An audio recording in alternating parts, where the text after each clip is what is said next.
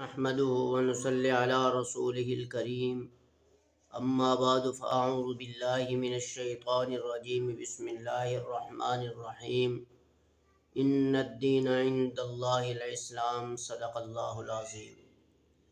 میرے عزیز بھائیوں، نوجوان ساتھیوں، دنیا میں ہر شخص جب اس دنیا کو چھوڑ کر جاتا ہے تو اپنی اولاد کو کسی نہ کسی چیز کی نصیحت اور وصیت کر کے جاتا ہے کہ میرے بعد تم نے یہ کام کرنے ہیں۔ کوئی دنیاوی نصیحت کرتا ہے، کوئی مکان کی نصیحت کر جاتا ہے، کوئی کسی چیز کی نصیحت کر جاتا ہے۔ آج میں آپ کو اس عظیم شخصیت کا تعارف کروانا چاہتا ہوں جس نے اپنی زندگی میں اپنے بیٹے کو اپنی پوری زندگی میں جو کچھ سیکھا اس کا نچوڑ اپنے بیٹے کو بتا دیا۔ فرمایا کہ میرے مرنے کے بعد تم نے یہ کام کر لیے تو اللہ تمہیں جنت میں داخل کرے گا۔ وہ عظیم شخصیت فقیہ امت حضرت امام اعظم ابو حنیفہ رحمہ اللہ تعالی عنہ تھے۔ کائنات میں ہر شخص اس عظیم شخص کو جانتا ہے۔ یہ شخص اپنی تعریف کے محتاج نہیں ہیں، شخصیت کے محتاج نہیں ہیں۔ تو انہوں نے ایک مرتبہ کوفہ کی مسجد میں تشریف فرما تھے تو اپنے بیٹے کو بلایا اور فرمایا کہ اے میرے بیٹے حماد، میں نے زندگی میں 5 لاکھ احادیثیں سنی بھی ہیں، پڑھی بھی ہیں اور امت تک اس کا پیغام بھی پہنچایا۔ تو میں نے 5 لاکھ حدیثوں کا نچوڑ 5 باتوں میں تلاش کیا ہے اور اس میں نے نچوڑ نکالا ہے۔ اگر ان 5 باتوں کو سن لیا اور اس پر عمل کر لیا، دنیا میں کوئی غم کوئی پریشانی تیرے نزدیک نہیں آئے۔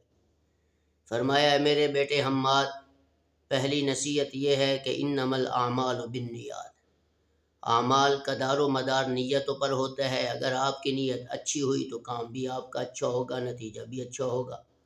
اگر آپ کی نیت بری رہی تو کام بھی برا ہوگا اور نتیجہ بھی اس کا انجام بھی خطرناک ہوگا۔ لہٰذا اپنے اعمال کو اچھا بنا کر اس دنیا میں زندگی گزارتے رہنا، اسی میں تیرے لیے عزت ہوگی۔ فرمایا میرے بیٹے دوسری نصیحت یہ ہے تیرے لیے کہ تم مومن نہیں بن سکتے جب تک کہ اپنے بھائی مسلمان کے لیے وہ چیز نہ پسند کرو جو تم خود اپنے لیے پسند کرو۔ کامل مسلمان اسی لیے جو تم اپنے لیے پسند کرو تو دنیا میں اپنے مسلمان بھائی کے لیے حقیقی مسلمان ہو یا کوئی دوست احباب مسلمان ہو تو اس کو بھی اسی طرح کھلانا چاہیے، پلانا چاہیے، پہنانا چاہیے۔ لہٰذا کامل مسلمان بننا چاہتے ہو تو جو چیز تم پسند کرو وہی چیز اپنے مسلمان بھائی کے لیے بھی پسند کرو۔ یہ نہیں ہے کہ اپنے لیے قیمتی چیز پسند کرو اور مسلمان بھائی دوسرے کے لیے آپ ناکارہ چیز اس کو دو، تو یہ تمہارے لیے مناسب نہیں ہوگا۔ اے میرے بیٹے تیسری نصیحت یہ ہے کہ حلال بھی تیرے سامنے ظاہر ہے اور حرام بھی تیرے سامنے ظاہر ہے۔ اتنی بات کہی اور فرمایا کہ خبردار، بادشاہ نے اپنی باڑ لگا رکھی ہے اور اللہ نے بھی اپنی باڑ لگا رکھی ہے۔ بادشاہ کی باڑ حرام چیزوں کا استعمال ہے اور اللہ کی باڑ یہ ہے کہ حرام چیزوں سے بچو اور حلال چیزوں کا استعمال کرو۔ اب آپ نے فیصلہ کرنا ہے کہ حرام کو استعمال کرنا ہے یا حلال کو، بادشاہ کی بات پہ عمل کرنا ہے یا اللہ کی بات پہ عمل کرنا ہے۔ بیٹے فیصلہ تم نے کرنا ہے۔ فرمایا کہ اے میرے بیٹے حماد، میں آپ کو چوتھی نصیحت یہ کر رہا ہوں کہ کامل مسلمان وہ ہے کہ جس کے ہاتھ اور زبان سے دوسرے مسلمان محفوظ ہو۔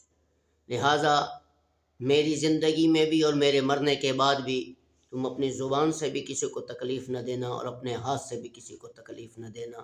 صبر اور پریشانی بھی ہو، مصیبت بھی ہو، تکلیف بھی ہو، ہر حال میں اللہ کا صبر کرتے رہنا اور اللہ سے دعا مانگتے رہنا۔ فرمایا کہ 5ویں نصیحت میری تمہارے لیے یہ ہے کہ کامل مسلمان وہ ہے کہ جو بلا شبہ اللہ رب العزت کے احکام بتلائے ہوئے اس پر عمل کر کے زندگی گزارتا رہا۔ جو اللہ نے فرمایا، جو اللہ کے رسول نے فرمایا، ان باتوں کو سن کر اس پر عمل کرتا رہا، حقیقتاً وہی کامیاب ہے۔ فرمایا میرے بیٹے ان تمام نصیحتوں کو آئینے کی طرح سمجھنا، شیشے کی طرح سمجھنا اور ان کو ایک مٹکے کے اندر ان نصیحتوں کو محفوظ کر کے رکھنا تاکہ یہ تمہاری زندگی میں تمہارے کام آ جائیں، اور فرمایا کہ ان ہی نصیحتوں کے ذریعے اپنے اعمال کا محاسبہ کرتے رہنا، تم دنیا میں بھی کامیاب ہو جاؤ گے اور آخرت میں بھی کامیاب ہو جاؤ گے۔ میرے بھائیوں، آپ کو پتہ ہونا چاہیے کہ جو نصیحت امام اعظم ابو حنیفہ رحمۃ اللہ علیہ نے اپنے بیٹے حضرت حماد کو بتائیں، یہ ان کے 5 لاکھ زندگی کی احادیثوں کا نچوڑ تھا، 5 باتوں کا جو انہوں نے اپنے بیٹے کو نصیحتیں فرمائیں، اور بیٹے نے بھی اپنے والد کی وفات کے بعد ان باتوں پر من و عن عمل کر کے دنیا کو بتایا، اور دنیا ان کے نام سے بھی ان کو جانتی ہے اور ان کے کردار کو بھی جانتی ہے کہ اللہ نے اس طرح ان کے والد امام اعظم ابو حنیفہ سے دین کا کام لیا، اسی طرح ان کے بیٹے نے بھی ان کی وفات کے بعد ان کو اللہ رب العزت نے توفیق دی کہ انہوں نے بھی دین کو امت تک پہنچایا۔ السلام علیکم ورحمۃ اللہ وبرکاتہ۔